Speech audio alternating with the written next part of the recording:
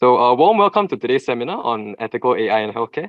My name is Yi Jia. I'm from the National University of Singapore, and it is my honor to be your MC for today.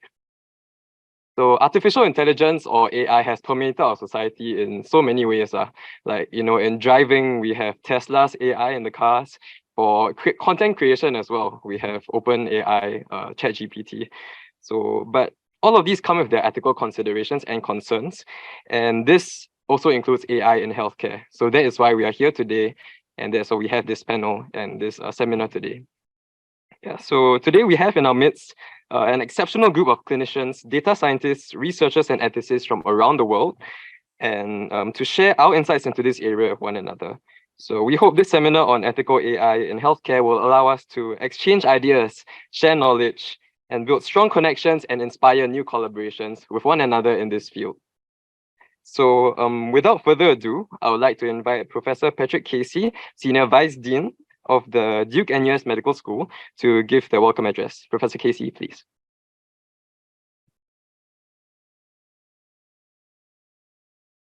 Well, thank you, and a very warm welcome to all, especially to our guest of honor, Professor Tan Chor Chuan, and Deans Joseph Sung, Yap Sang, and Simon is here as well, 3 deans in our midst, and all of our distinguished guests.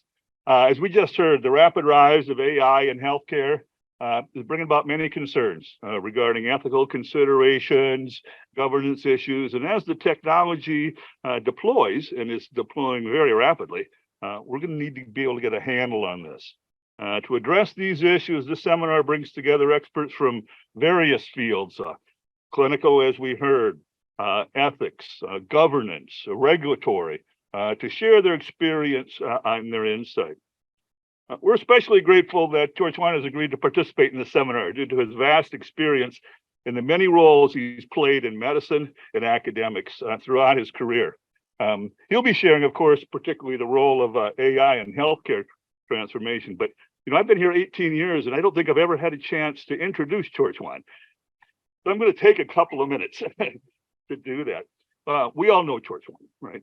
He is now Chief Health Transformation Specialist for the Ministry of Health, and does all things at the top that we hope to be able to bring the public health system together and to be able, and so that it responds rapidly when needed and in a way that impacts all of us, all of Singapore and all of the region. What many people forget is that Chor Chuan started his career as a card-carrying clinician scientist. He did his medical degree at the National University of Singapore and then went to Oxford, did a PhD. He was very interested in renal physiology, and he studied the regulation of expression of an important regulatory molecule called erythropoietin, and did some very interesting work back then. Came back to Singapore, rejoined NUS Medicine, but very soon answered a call to service. Named the Dean of NUS Medicine, now Yong Lu Lin, at an age when, us mere mortals were still trying to get tenure, right? So he was under the age of 40 and he was Dean. And then a few years later, there was a need for him in the government. He moved over to the Ministry of Health and became the Director of Medical Services, and was there when the first SARS wave hit. And he managed and led public health through that entire transition in the early 2000s, and remarkably so. And I think the world looked at Singapore in terms of how well Singapore dealt with that crisis and moved on. And then shortly after that, he's named Provost of NUS. And that's right when I arrived in Singapore, and we worked together for a number of years establishing the Duke NUS Medical School. And he was very instrumental in welcoming us to Singapore and getting that medical school off the ground. He then, of course, became president, first chief executive of the combined health system when NUS and NUH combined. And after doing all that, decided he was going to move back to the Ministry of Health, to this chief health scientist position, and see what he could do to bring about change and transformation. He saw what was coming, I'm sure. What we're going to talk about today, my guess is Chor Chuan saw it coming long before we ever did. And he felt that, the government, the health system, all of society needed to be prepared for this. And as always, Torch One, we're looking for your leadership as we tackle this next problem in society. So with that, I welcome you to give your address.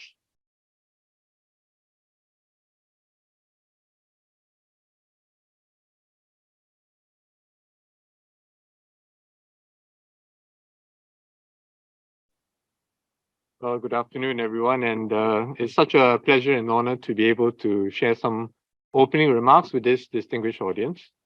I was particularly happy that this is a collaboration across the medical schools in an area that's very important, and it's something I really commend the leaders for, and which I hope will continue, because it's absolutely critical for us as we advance research and its application into healthcare transformation.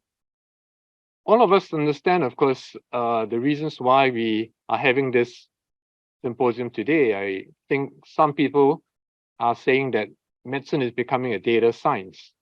And if you reflect on it, we today have many more ways to collect data from individuals, user-generated data from systems, from patients, genomics, digital health. And so we are now in the midst of an amazing data revolution. And now we also have incredibly powerful tools being developed at breakneck speed, which enable us really to process and gain meaningful applications from these data. And it's this combination of the data revolution and the technical advances in fields such as data science and AI that enable us really to look at the potential ways in which they can help to transform health and healthcare. So at this cusp, when AI, data science start to find large-scale applications in healthcare, I think it's a very timely period for us to ponder one central question. And the central question is this: how do we as a community, particularly in Singapore, maximize the benefits of the application of AI in health and healthcare, while at the same time minimizing the unintended consequences, the bad side effects, the things that we hope will not happen? How do we strike the right balance and provide and enable the right kind of fora to address this? And I think this symposium is a very good example of how we can do this. So let me first make some remarks about maximizing the impact of the application of AI in health. Of course, we understand that we would have a whole range of ways in which AI can be experimented upon, tested at smaller scale before being considered for larger scale. But I think at each point, we should ask ourselves, in my view, how can we increase the scale at which AI can be applied so that it can really help move the needle in terms of improving health and improving the way healthcare is delivered. And all of us know that there are different ways, different modalities by which data and AI could potentially do this. One is really by enabling people to make better choices and to help initiate and sustain behavior change. That's one big group of applications. A second really is to improve care delivery by providing decision support systems. A third could really be in terms of improving the administrative efficiency of health delivery. So there are big buckets of applications where AI could be meaningfully applied. And the question for us really is, how can we, even at the start of developing a project, think about the pathways by which scaling can occur and the impact which can be generated through its application. We all know, of course, that there is the consumer health space where a lot of data is being generated and AI is being really used in what would be called the wellness sector or the wellness industry, with largely unregulated, where different sets of issues apply, largely pertaining to the quality of the offerings, the potential benefits and also the unknown bad consequences of the application of unvalidated models to consumer health populations. So that's one very big area. And it overlaps with another area, which is the application of AI in what I would loosely call the regulated health delivery space, where there are more regulations, but the question really is, how can those regulations be applied in a way that facilitate innovations that help while trying to reduce the harm to people? And increasingly, this line between the consumer health space and the regulated health space is blurring, and there is this area of intersection which is becoming less and less clear. So in summary, I think there is a lot we can do together about how we could apply AI to maximize the impact on healthcare. And a key part of that really is a close and regular dialogue between people who are shaping health policy changes, developing new programs on the ground, looking at how clinical outcomes could be improved, the technical people who are the data scientists, AI specialists, and then increasingly, I think, individuals like those represented in this meeting today, the ethicists, the people who will look and help us deal with the other side of it, which is how do we try to minimize the downsides from unregulated application of AI to health. And in this regard, I would say that it is an area which is full of very difficult and challenging questions, which we'll have to try to find a way to systematically look at and to have regular fora to discuss. And these issues are very wide-ranging, from things that apply at a population level, ethical issues at a population level. For example, one of the major goals of population health is to reduce health disparities, because health disparities not only contribute to poor outcomes in significant portions of the population, but they are also a disproportionate contributor to poor overall outcomes. In other words, there generally is a 20% of a population that is not doing well. And that 20% actually accounts for a disproportionately large impact on hospital utilization and on costs. So as we apply AI and other technologies at a population level, we have to ask ourselves questions, ethical and societal questions like, will the application actually address health inequities, make it less, reduce its impact, or might it inadvertently worsen health inequities and in an unintended way actually make things worse for some people, and at a system level reduce the outcomes in a way that was not planned for. So that is a population level. Then there are user level questions, which all of us are familiar with. Users like health practitioners, professionals, where issues of explainability, trustworthiness, impact of bias leading to poor decisions. These are important issues for users. If we are to have confidence as users to apply these technologies, we will have to be assured that these technologies have taken into account these factors that could lead to inadvertent bad outcomes.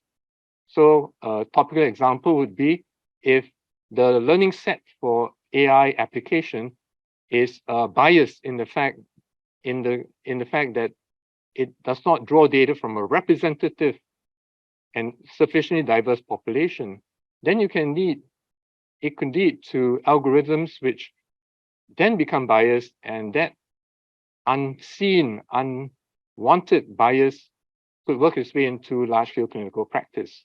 So as practitioners, as health professionals, as people working in population health on the ground, we need assurances that there are ways in which we can ameliorate the impact on these extraneous factors that can actually cause harm. And then down to the level of individual patients, as well as individuals in the community. So these are the sorts of issues that we should take a more anticipatory approach to, rather than a reactive approach. It has already happened, and now we have to deal with a problem which has become so difficult and so entrenched. If we think about social media, we all were wowed over by its initial utility, but after that, now we are dealing with many unforeseen, unintended consequences. Learning from that, as we apply AI into health, we need to allow innovation to proceed expeditiously for the sake of health outcomes and improvements. At the same time, we hopefully should take a more anticipatory approach, a more preemptive approach, a more adaptive approach to understand the potential downsides, but to work constructively towards ways in which we can mitigate the potential downsides without hindering the progress of things that are also highly beneficial. So none of this is easy. But I think it starts by framing the issues and thinking about them in ways that allow engagement, common understanding of the issues, and also practical ways in which we can attempt to increase the benefits while reducing the downsides. So with those very extremely broad and general comments, I really welcome this symposium, and I look forward very much to hearing the outputs of your deliberations. Thank you very much.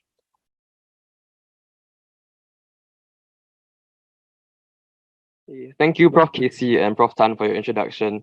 Yeah, so truly, AI and healthcare is a complex issue with many questions we have to deal with. So that's why today we're going to look at two use cases regarding the use of AI in healthcare. And for the first use case, I would like to invite Professor Marcus Ong, Senior Consultant and Clinician Scientist of the Department of Emergency Medicine in the Singapore General Hospital, to begin the presentation. Professor Ong, please.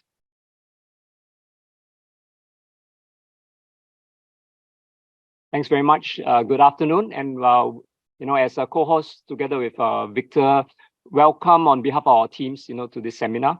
And I also want to acknowledge our online audience. We have, I think, close to 200 people who are also logging in online, participating in this seminar. So my name is Marcus, and I'm an emergency physician, as well as a clinician scientist and health services researcher. And one of the areas of my interest is actually data science and working with big data sets and AI. So as we look at today's landscape of health and healthcare in Singapore, we are faced with several challenges that many of you are aware of, right? We have one of the most rapidly aging populations in the world, but along with increased longevity, there's also the problem of increasing burden of chronic disease, increasing complexity of care, rising cost of healthcare. And for me, number 4 is, one of the most challenging, which is limitations in terms of our resources, especially in terms of manpower. And some of you may know that, for example, in the areas of nursing and various manpower, we are actually facing quite, severe challenges. And then, of course, we are emerging from, the post-COVID situation over the last 3 years. And some of you may remember that during the peak of COVID, we were having challenges in terms of bed capacity, long waiting times at the emergency department. Now, for your information, the problem of bed block and overcrowding at the emergency department is actually worse now than what it was in the last 3 years during COVID. I just finished a shift last week, and I came to work early in the morning, and there were 100 lodges from the night before. Patients that need to be admitted but didn't have any bed, and they were still waiting for admission, right? The only comfort was at SGH is 100 lodges, at Khoo Teck Puat Hospital, there was 200. And Some of the reasons behind that, of course, are longer term kind of trends and issues that we have been struggling with.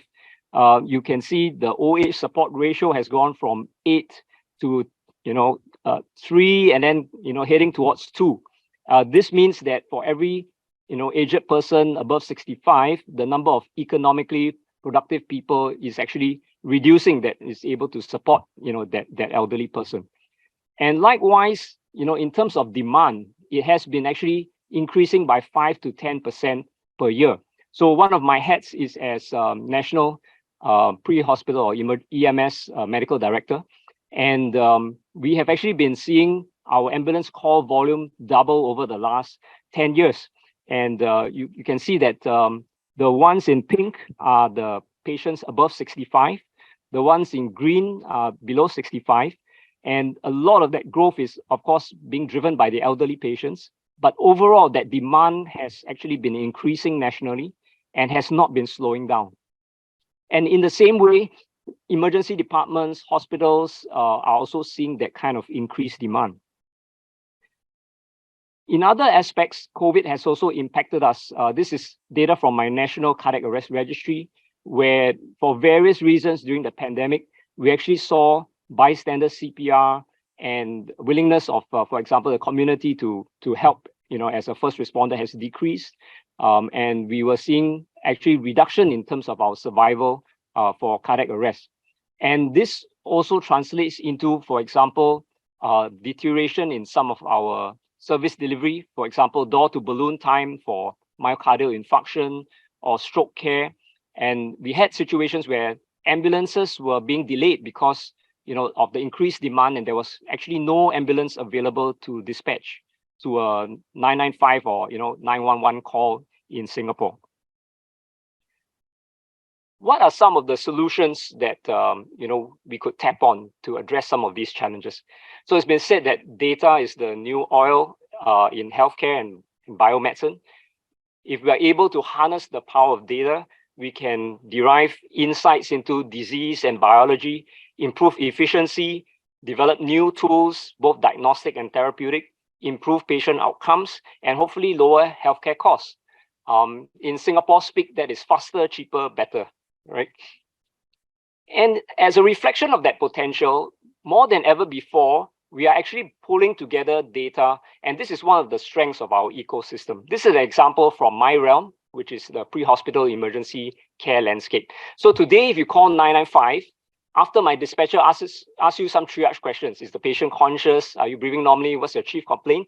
The next question they'll ask you is, what's your NRIC or your national registration number? And based on that, we can actually pull up your past medical records. And we will input it into the tablet device that the paramedics carry on the ambulance, which means that before they arrive at the scene, they already know what drug allergies you have.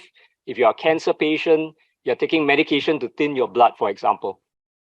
And on the ambulance, now we have equipped every single ambulance with a tablet device that synchronizes with the vital signs monitor that they carry, pulls in that data, and is actually able to pre-notify the hospital or the emergency department before arrival, which means we can stream the data, vital signs, and even take pictures, video, and have a teleconference with medical director over the phone, over the tablet device. And then back end, that data is being put into a data warehouse that we're able to merge now with hospital outcomes data. And this can drive not just research, but quality improvement, and also provide real-time decision support for our providers in the field. So indeed, this is a major focus of my research team in our next 5-year kind of research plan. And you can see the theme 1, which is below, is riding on that wealth of data that is now available and trying to translate that into decision support, algorithms driven by AI that will be able to help our paramedics and our physicians make better decisions. What kind of decisions are we talking about? So one first use case or example is this problem of triage. So triage is the process whereby you actually prioritize your demand and your supply. Now, in the ideal world, there's no need for triage, meaning that I have more than enough resources to treat every patient that walks in through the door or calls for an ambulance. But the reality on the ground is that there are limitations in terms of our supply, of our resources, and I've mentioned especially manpower. So that means that we have to make some decisions, and hopefully these are guided objectively by data. One example are algorithms that we are developing real time to give decision support for our paramedics in the field on who should they resuscitate and who are actually futile to resuscitate. And not only the decision is as simple as whether I resuscitate or not, or I stop resuscitation, but which hospital do I bring them to? Because different hospitals have different capabilities, and increasingly, we are looking at sending high acuity cases that have a time dependency, like cardiac arrest, stroke, myocardial infarction, major trauma, to a dedicated center that is better able to handle these problems. And of course, the tricky ethical issue is, termination of resuscitation. When do you decide that it's futile and you bring a patient to the hospital?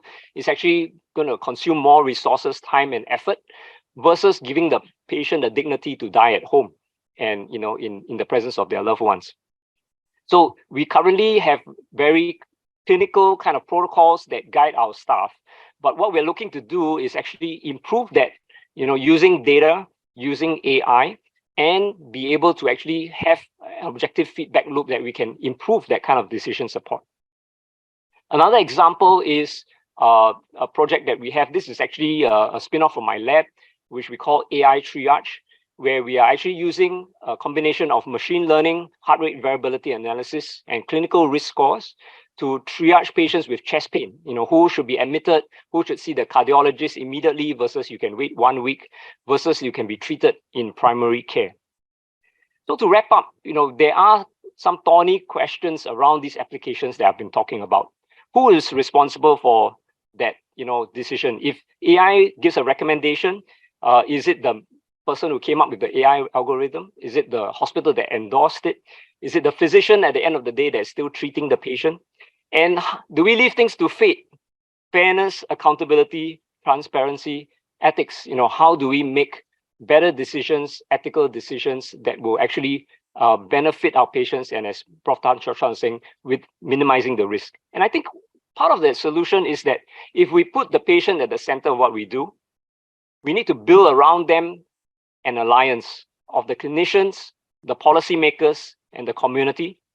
We need to use data in a data-driven virtuous cycle of decision-making, getting feedback, assessing performance, and then feeding that back again into clinical practice. And it means that we need a multidisciplinary approach, not just input from clinicians, data scientists, but also ethicists, sociologists, psychologists, implementation science, and regulatory policy kind of inputs.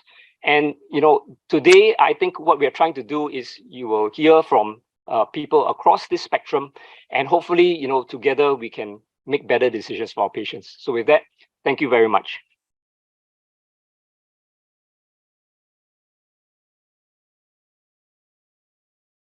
Thank you, Prof. Ong, for your insightful sharing.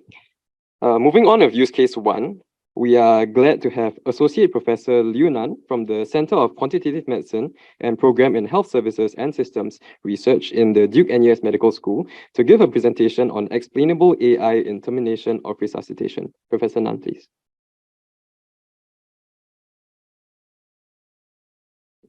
Thank you. Good afternoon, distinguished guests and colleagues. So very honored to present one use case in terms of the use of explainable AI for the termination of resuscitation. So AI has been revolutionizing healthcare for a long time. So according to a European report recently, so people found out that AI potentially have a huge impact on our community. For example, in Europe alone, so AI could potentially save for 400,000 patients' lives a year. And that may, save about the $200 billion so over 1 year. So internationally, so the impact will be even bigger. But AI comes with, biases. So if you look at the figure on the left-hand side, so our world is a real world, and real world comes with bias. So assume that the data that we collected from the real world, of course, naturally comes with the bias. And then assume that we feed in all this the data with bias into an AI modeling process. It's very likely that the model that we build up is not, comes with equity. And if we implement such a model without, necessary evaluation and assessment, that will create, the biased evidence. And in the circle, there's roughly, everything will feedback to the real world evidence. A very good example that is the ChatGPT. So I believe that most of you have known about the ChatGPT or probably have tried it out.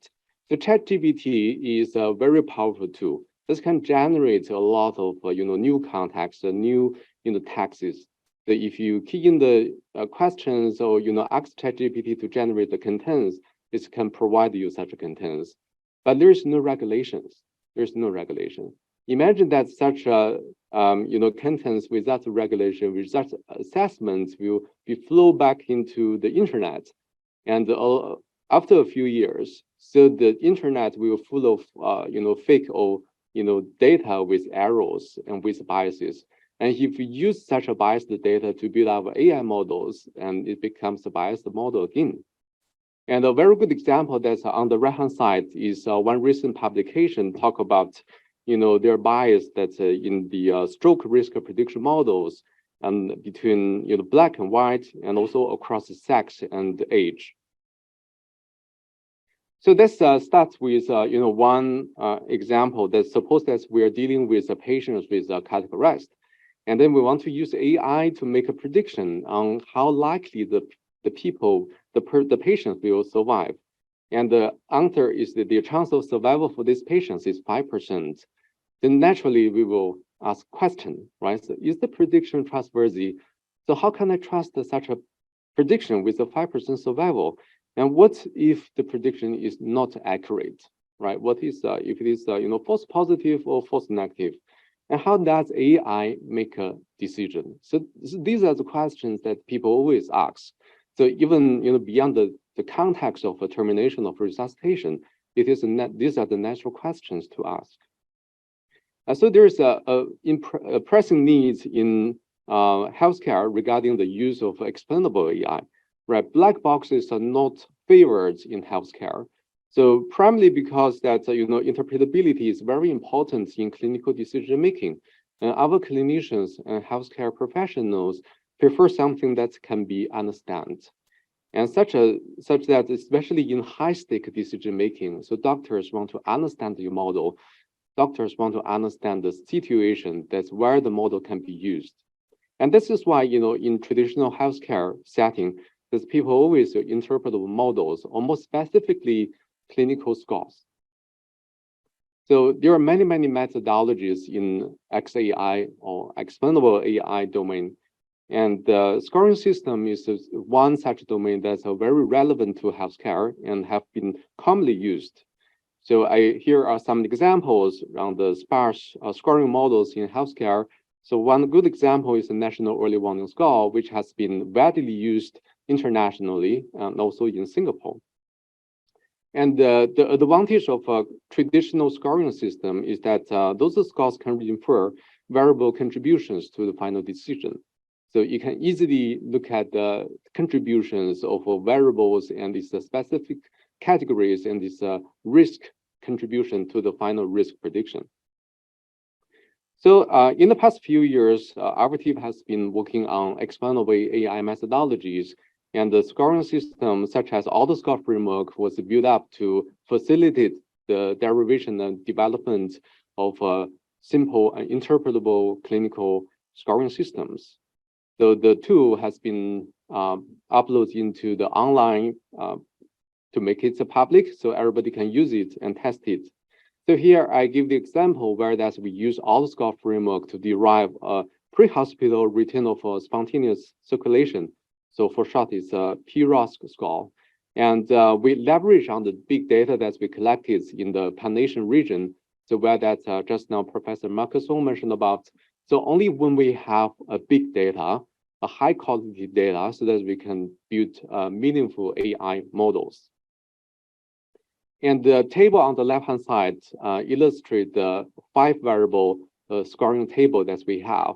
Even though the data size is large, it's more than 200,000 patients, and we are feeding into the framework with more than at least 50 variables. But ultimately, with the AI only pick up 5 variables to combine them into one clinical score.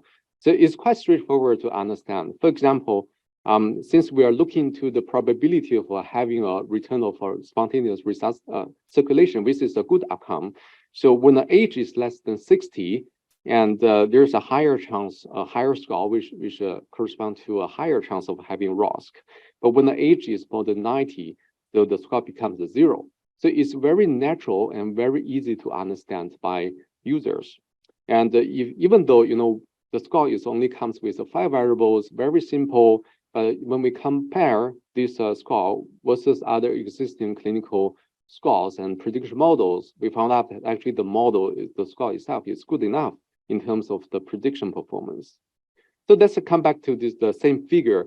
So imagine that the same case of we want to estimate the chance of survival. Then now, if we use traditional black box AI models, so nobody knows what happened inside. But what if we replace the black box AI with an interpretable scoring table? So everything becomes very transparent. Everything becomes very easier to understand. So a clinician can understand what happened inside, and also even the patients and relatives knows, oh, this is the reason why the chance of survival is low. But even though AI or explainable AI have many advantages, there are also challenges clinically. So how to determine the best cutoff in terms of determining the probability of survival is one important question. And also how to gain the acceptance of the clinician and professional care workers. So and is another question. So that leads to the ethical questions where that's how can we rely on AI to make a high stake prediction? And also, how can we handle wrong predictions? So these are the real world problems. So logistically, that we need to think about whether we can use a manual process for calculating the score, or we use computers or apps. That may lead to a data leakage ultimately. Of course, regulation is the last and the most important challenge, but that's how can they regulate the AI models in terms of high risk prediction. With this, I end my sharing. Thank you so much.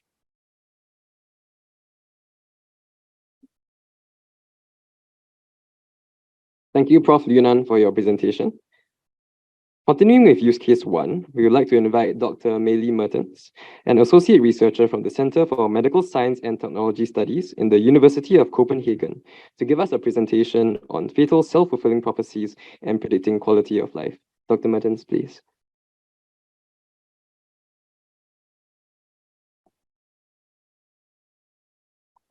Hi, thank you. I was asked to talk about self-fulfilling prophecies regarding this specific case of cardiac arrest and artificial intelligence. I would like to talk about 2 different kinds of self-fulfilling prophecies that happen in this particular situation.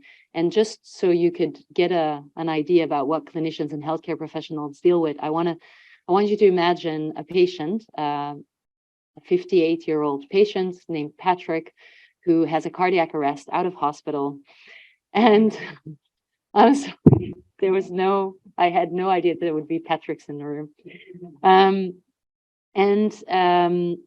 When this cardiac arrest happens, even if there is a successful resuscitation, there's a lot of uncertainty about whether or not this patient will have a good quality of life, depending on how much neurological damage they have. And it's because of this uncertainty that we make predictions. If there would be no uncertainty, there would be no reason to predict. So what I want to talk about is that on the one hand, there's a very commonly understood and known self-fulfilling prophecy that has been also in ethics, been very well described by a very good colleague of mine, Dominic Wilkinson. It's called self-fulfilling prophecy in intensive care, which what would happen is that, Patrick would be potentially given a prediction that had a poor outcome.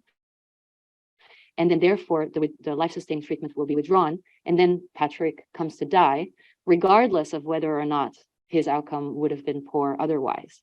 And this is a self-fulfilling prophecy in that sense. Regardless of, even if, and this is a very big distinction that most clinicians do not make and most ethicists do not make. So if there's anything you take away from this talk today, let it be this, that even if Patrick would have died anyway, it is still a self-fulfilling prophecy, because right now the reason why he passed away is because of the prediction and the action that led that was the response to the prediction. So there is a different kind of prediction that we're making. So the idea is really, we want to know whether someone will have a good quality of life after resuscitation. And this includes two different kinds of uncertainty. And the first one is physiological uncertainty. So we want to know that the treatment that we give, so withdrawal of life-sustaining treatment, for example, indeed leads to a good quality of life. And that is a very things that we can measure physiologically. And it can be wrong, which is then a false positive or a false negative. But it's also about normative uncertainty. So there is a prediction about which kind of quality of life is actually desirable. And that also is something that can vary. And it has varied over time. So for example, if you look here, these are typically the kind of categories that are used. So there's cerebral performance categories. On the one hand, there's Glasgow Outcome Scale on the other. It doesn't really matter which one you use. The thing is that the top two are considered, or were considered, a good outcome. Currently, they're still considered a good outcome, obviously. But the third one was considered a good outcome until 2006. After 2006, it was considered a poor outcome. This means that if Patrick would have been in category 3 before 2006, they would have continued withdrawal of life-sustaining treatment, but after 2006, they would not have. And this creates another self-fulfilling prophecy. So as you can see here, this is a colleague of mine who describes the vicious circle of unknown epidemiology, and this has also happened with people after cardiac arrest and after traumatic brain injury. If you decide that people in category 3 are, that their quality of life is poor, then that means that you will withdraw life-sustaining treatment for those patients, and therefore you will have a much smaller cohort of those patients being alive. When you have a very small cohort, there's also less money available, less funds available for research or for rehabilitation, and therefore the quality of life of these patients indeed becomes less than if there would be more of these patients. Luckily, it works the other way around too. So if you predict them to have a good outcome, then also you will have more funds available. Now, the reason this is a problem, self-fulfilling prophecies in general, and especially in medicine where it's critical, and in cardiac arrest where people really just die or live based on the prediction, the real problem is not actually that sometimes people die who shouldn't have died, because that is a problem due to uncertainty, and unfortunately, that is the exact problem that we are trying to address with prediction, automated or just through human cognition, or even with the use of artificial intelligence. The real problem is that self-fulfilling prophecies make it hard for us to distinguish between true positives and false positives, because they appear to be true positives regardless of whether or not they're true. And so why is that a problem? Well, what we're doing here, and what we're doing with the help of artificial intelligence, we try to improve our predictions. We're trying to have responsible kind of innovation. And in order for us to do that, we need to learn from our mistakes. And how can we learn from our mistakes when our mistakes aren't visible? And this is also why it's so important to include what I call operative self-fulfilling prophecies when we talk about self-fulfilling prophecies. This means that true positives can still be a self-fulfilling prophecy. And if we do that, then that means that pretty much every time that we make a decision based on a prediction, and then after that, it turns into a self-fulfilling prophecy, we can no longer use this data to base our algorithms on, because then we would create a feedback loop and we would have this very biased or tainted data into our algorithm. The reason this is problematic for AI especially, because of course this doesn't change really whether it's human cognition or automated cognition or artificially intelligent cognition. But what changes is, well, the magnitude of the problem and the speed at which we can make these predictions. And on top of that, typically, and I think Nan just said this as well, like when we're trying to control whether our algorithms are good, we are testing for accuracy. And testing for accuracy will actually never filter out the fundamental problem of reflexivity, which can be a self-fulfilling prophecy or a self-defeating prophecy, because self-fulfilling prophecies, as I said before, always appear to be correct. They will always turn out to be accurate. And self-defeating prophecies, well, they may appear to be faulty, even if they were right. But because we acted upon the prediction, we changed the outcome, and therefore we don't know anymore. So these feedback loops are incredibly difficult to identify. And so I would suggest that we cannot just only look for accuracy when we test our algorithms for quality. Thank you.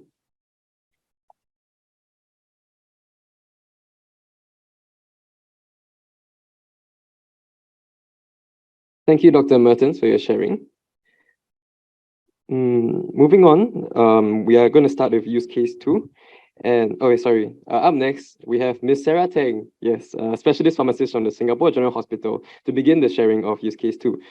She will be sharing her work titled Machine Learning to Guide Antibiotic Initiation for Suspected Pneumonia. Ms. Tang, please.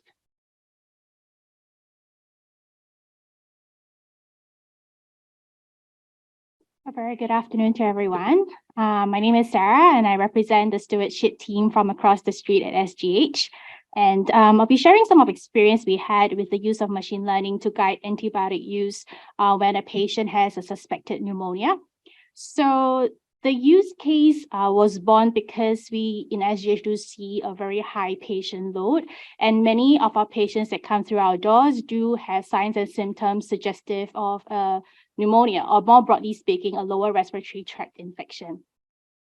But the question is not just whether the patient has a lower respiratory tract infection. The question is whether the patient has a bacterial lower respiratory tract infection that requires antibiotics to be prescribed.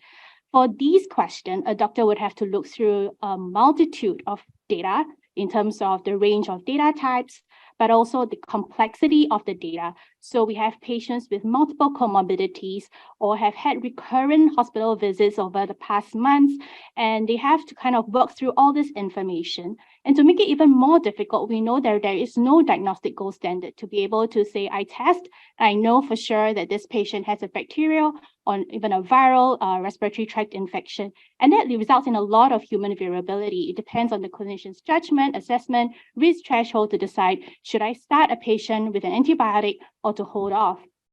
So unfortunately, we do see a lot of patients on antibiotics. About 1 in every 2 inpatients are on some form of antibiotic on any day. And if they were started for a pneumonia, we see that about a third actually do not have a bacterial infection that would require an antibiotic in the first place. So in the stewardship unit, we actually review these cases regularly, and we do make recommendations to our prescribers to consider. And we're generally able to save about 2.6 days of antibiotic use with current stewardship strategy. But the question is that enough? I think we're not content to just wait for the next day after the antibiotic has been prescribed to just come in and say, hey, would you like to consider holding off? Because we know that every single dose of antibiotic can create disturbance in the microbiome, select for antibiotic resistance, trigger an allergic or an adverse drug reaction, which the patient need not have to experience in the first place.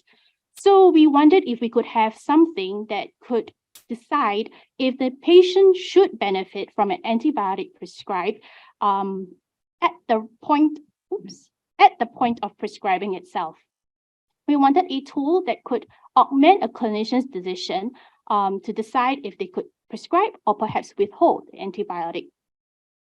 So what we did was gather all the inpatient encounters over 2 years, 2019 to 2020. We selected hospital stays with ICD-10 codes that we thought were relevant, primarily either those that reflected a lower respiratory tract infection, bacterial or not, but we also looked at non-infective conditions with symptoms that could appear like a lower respiratory tract infection. So we broadly looked at those that are clearly not and put them in the ground truth no cases. Those that could be, if had no antibiotic use, we assumed that the risk of bacterial infection is pretty low. And so we quite comfortably put them in the ground truth no group. But for those with antibiotics, in light of the tendency to overprescribe, and we know that that contributes noise, we actually had the stewardship team review each case to ensure that the antibiotics was truly indicated, with the benefit of hindsight, of course, and only cases that were verified to be true would be placed in the ground truth yes group. We didn't have that many, but we had about 5,000 to 6,000 of these cases to work with. And with that, we went to our data warehouse, eHints, and we extracted a range of subject areas that we thought could be relevant to the question we had. We had a mix of both structured and unstructured data. And from the unstructured data, like clinical notes, admission notes, we included as well radiology reports. We generated further features that we thought would be useful. So we converted the report into ordinal scale of compatibility with pneumonia, whether the patient had clinical symptoms like cough or versus physical examination findings that could suggest fluid overload, like JVP elevation. And thereafter, we did a gradient boosting algorithm on it. We couldn't really use other algorithms because we had an issue with a lot of missing data, not because the data warehouse is unreliable, but because generally clinical practice is variable.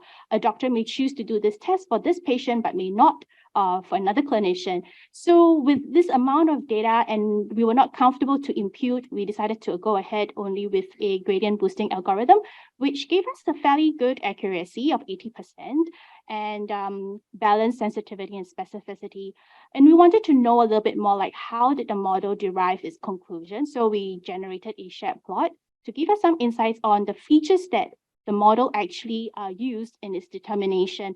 And we can see in these top 10 features, and in general, the direction of how it might influence the probability of it concluding to be a bacterial lower respiratory tract infection or not, is actually quite congruent to how a clinician would typically make an assessment on the ground.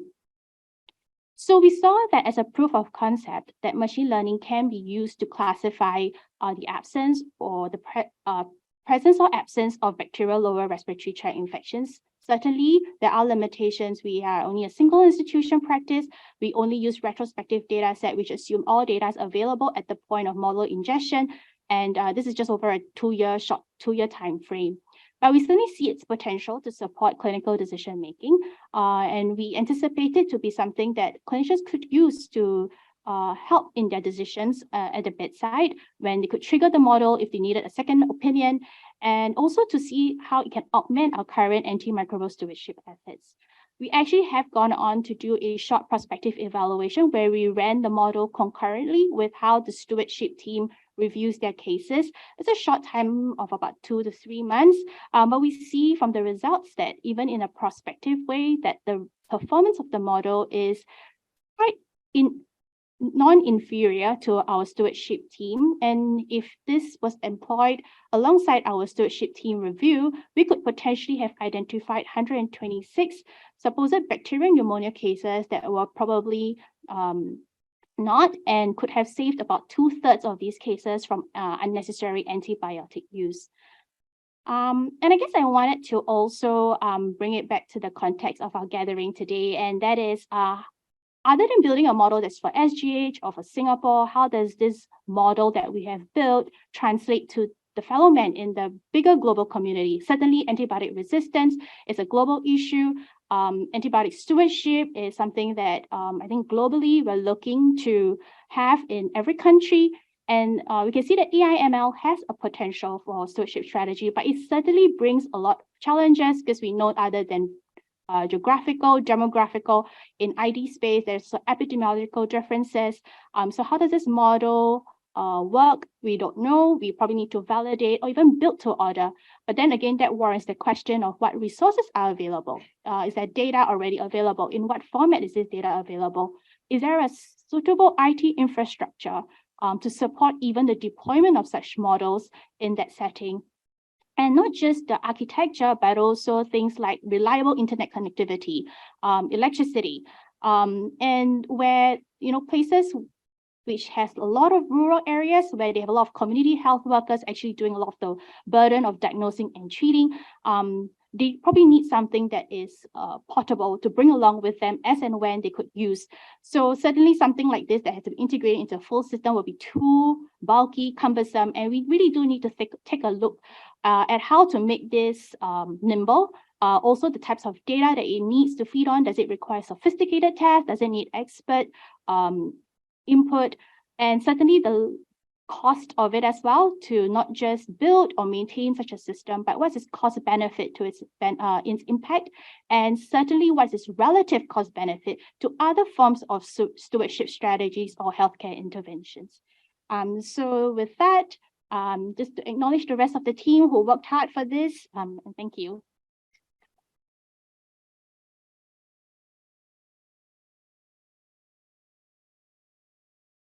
Thank you, Ms. Teng.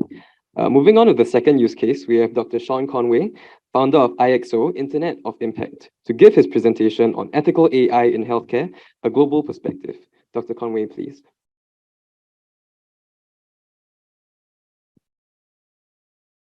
Thanks very much. Hello, everyone. I'm delighted to be here. And it's actually a global health perspective, not a global perspective. Don't really quite as grand as that.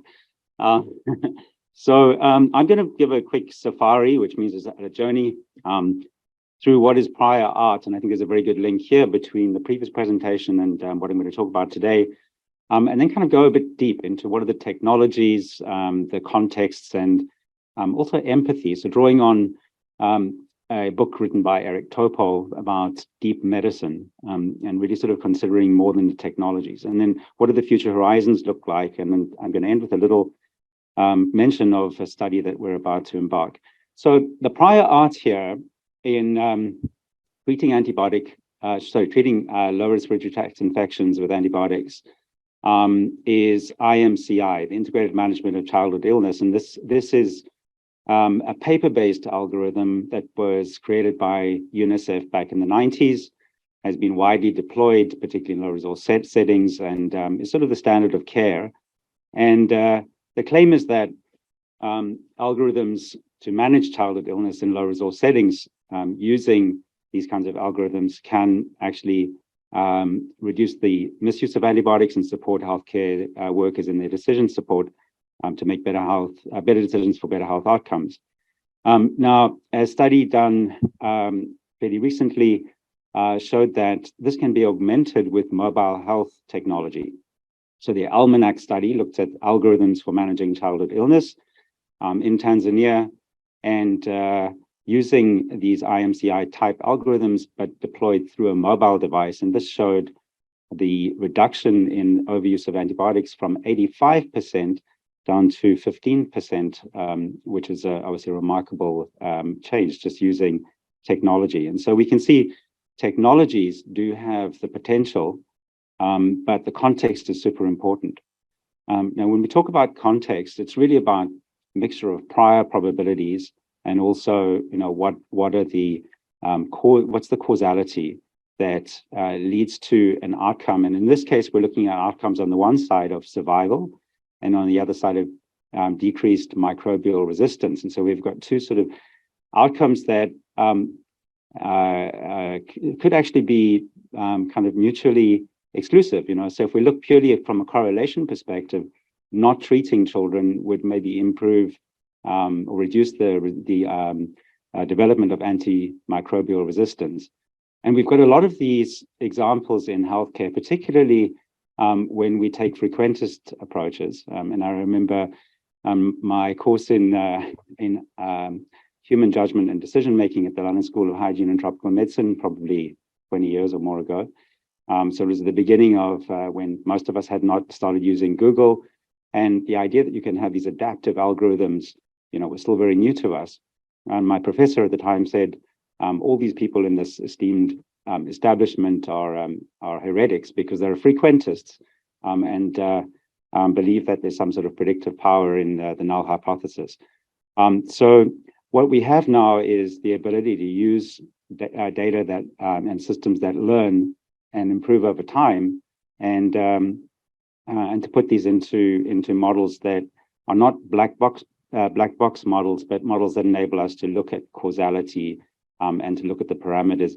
Now, when we take this from a health systems perspective, it is important that you have a trained health worker. It matters whether you have a mobile technology, for instance. It matters whether you have the antibiotics available. And what making these parameters and these contextual parameters available does is it can take away some of the biases that we have, some of the black box biases. Also, it exposes fallacies. So for instance, the fallacy that in order to be treated, you need to see a healthcare worker, in a certain context. It does raise important ethical questions about data, who owns the data, the availability of data, and governance around the data. Ultimately, decisions should have some kind of attribution. And so when we have these automated decisions and the algorithms around them, there is going to need to be some attribution as to who made the decisions and who set the algorithms. So these are all kinds of considerations that when we start to become explicit and we model causality in this way, starts to make things very much more clear, and that has political and other dimensions to it. When we're talking about the deep technologies, the uses of AI in low resource settings are relevant across many different aspects of healthcare delivery. And the picture here shows a drone delivery. This is a company called Zipline, which does deliveries of emergency supplies within countries like Malawi. And they utilize AI to guide and plan the trips that are taken by these drones. And so we can see there is an increasing scope of how AI can be used. It's not just in clinical decision support, but also in managing the systems. And as per the last diagram, the way we have an understanding of the causality, whether this drone arrives or not can actually have an impact on the health outcomes. It's not just about the clinical decision support. There's a claim here that if a technology is available and accessible, that people will use it. Now, I reflect on an experience that I had some years back where we developed a mobile health app for community health. Actually, it was for nursing sisters, but out in a very sort of rural area in the northwest of South Africa. And I went on one of the clinical rounds on the mobile clinic the one day, and sister was telling me how they had managed an emergency case, and I sort of proudly said, "Oh, well, so how was the mobile health app?" And she said, "Oh, no, doctor, we just used WhatsApp." And so, particularly as the interfaces with these AI systems are becoming much more chatbot driven, much more mobile first driven, and very accessible, we must expect that people will use them. And this raises all kinds of ethical concerns around privacy, the security, also how systematic biases come into this. And with the proliferation of deep healthcare AI technology, there's many startups. Who owns it? Who owns the data? What is the procurement mechanism, and so on? And what does this do to healthcare workers? So complacency is something that is maybe not often spoken about in an ethical perspective, but we've all had the experience of going to a new city and relying on Google Maps to get us somewhere and don't find connectivity, and how useless it makes us feel. And so if we become too complacent, too dependent on these systems, what does that mean in terms of healthcare delivery? And then the unknowns. And here we've got the known unknowns and the unknown unknowns and so on. So deep empathy. We ultimately need to guide these systems to make decisions, and the systems have objective functions. I mentioned earlier that sort of two competing outcomes, individual patient outcomes and survival versus reducing population level antibiotic resistance. And so it matters, who decides what the objective functions are, what is the goal of the system, and that we design these systems such that not only is there alignment between the AI and human needs, but also that we are very explicit about who makes decisions about what the system wants. And so it's not all about efficiency and kind of trying to achieve one's solitary outcome. It's also about how we use these systems to augment human judgment, trust and communication between people and machines and people and people, and really leverage the expertise of healthcare professionals rather than trying to kind of replace that. So having looked at the systems perspective and considering all of these potential places where these technologies could become relevant and can be used, there's really quite a broad landscape here for AI to be used in everything from healthcare worker training through to the decision support and patient support and so on, but also within genomics and epidemiological surveillance and so on. And so the intervention points for these technologies are many. And I would say from a responsible ethical perspective, we need to be using tools such as causal analysis and causal AI to really map out and understand the landscape. Now, I was just thinking about this in terms of who actually figures out what are all of these different causal nodes in the network. And actually GPT can help us with that. So GPT may not be great in terms of a trusted AI for making clinical decisions or supporting clinical decisions, but it's great at reasoning through the logic. And so it can help, I think, to inform some of these choices about how we understand the systems and what are the potential points of intervention. And so along those lines, we're going to be embarking on a study looking at the applications of AI and the future potential of AI, particularly within this region and within the context of global health. And this should elicit a lot of claims. And we'll be looking at how to take these claims and evaluate the claims, and also how to feed these claims into decision systems and information systems, something like a global health GPT that will enable us to ask questions and reason and be informed about these technologies going forward. Thank you.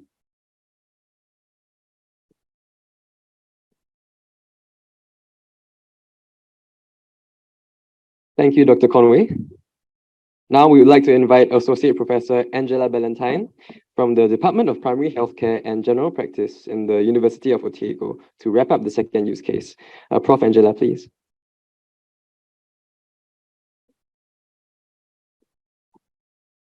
Hi, everybody.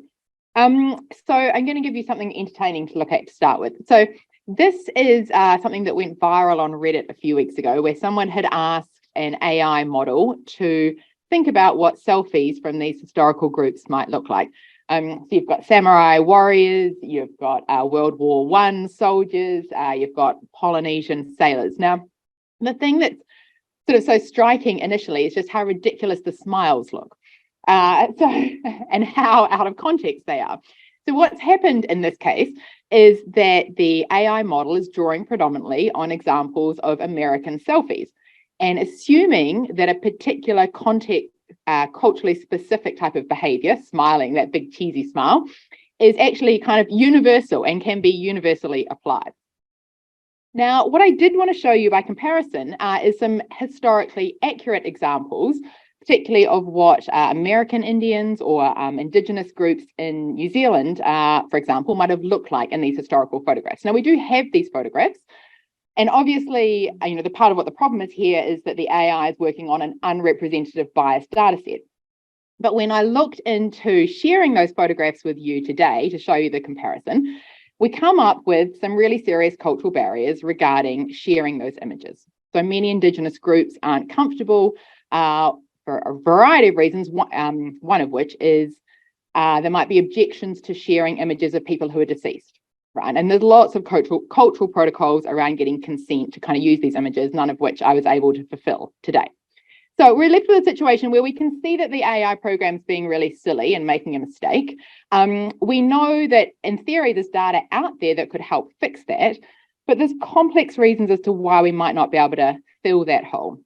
So in this case, it was, issues around digital sovereignty, which is a claim right that Indigenous people should be able to control how information about them is used, and that would include images. So we're left with this quite complex interaction between issues of trust and mistrust, questions around consent and the degree of control, and how that influences our ability to solve problems of bias by getting greater inclusion of diverse data sets. So I'll come back to that as we go through today. So I've been asked to talk about what some of the ethical issues are, specifically in relation to bias and perpetuating systemic inequities in the context of low and middle income countries. So this is a lovely schema. I didn't do this myself. This is David Leslie's, put together some of the examples of where bias might come into the system. And I'm just going to touch on a few of them. So starting at the bottom here, there might be biases in how the AI is designed and implemented. And I want to talk about power imbalances in relation to agenda setting.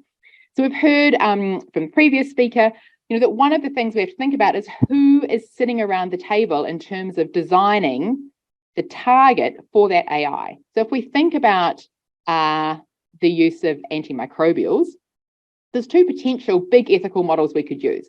We could use a clinical ethics model, in which case the target is prioritizing patient well-being, right?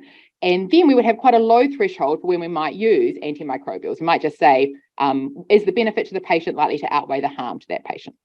Alternatively, we might use a public health ethics model, in which case the target is population health, appropriate stewardship of resources, and addressing antimicrobial resistance. Now, then we're going to have a much higher utility threshold for when it would be acceptable to give antibiotics to any specific individual. And those are really important, open ethical debates. And it's important that we don't just have developers in high-income countries discussing those kind of priority setting questions and then rolling applications out in low and middle income countries, but we actually have a diverse set of people around the table addressing that. So the second way that bias can creep into the system is the fact that we're relying on real world data. And I think this has been acknowledged by previous speakers, okay? Health data that's in an electronic health record doesn't give you an objective snapshot of the health of that patient. The data that's contained there tells you about how that patient interacted with the health system and with clinicians and healthcare providers in that system. And health systems are social systems, so they are rife with all the biases that influence our social interactions, right? That's stereotypes relating to gender, race, age, weight, and so forth. Now, there's no way of avoiding this, right? All the data sets that are derived from a clinical space have this bias. There are some things we can do to try and address that. One is having a diverse team involved, because sometimes those sources of bias are obvious to some groups and not others. And particularly important, again, that if we're developing apps for low and middle income countries, we actually have clinicians who can understand the context of how that data was collected and the biases that might be there involved right from the beginning, right? Not just when we're looking at deployment. There are some statistical tools you can use to try and address that bias.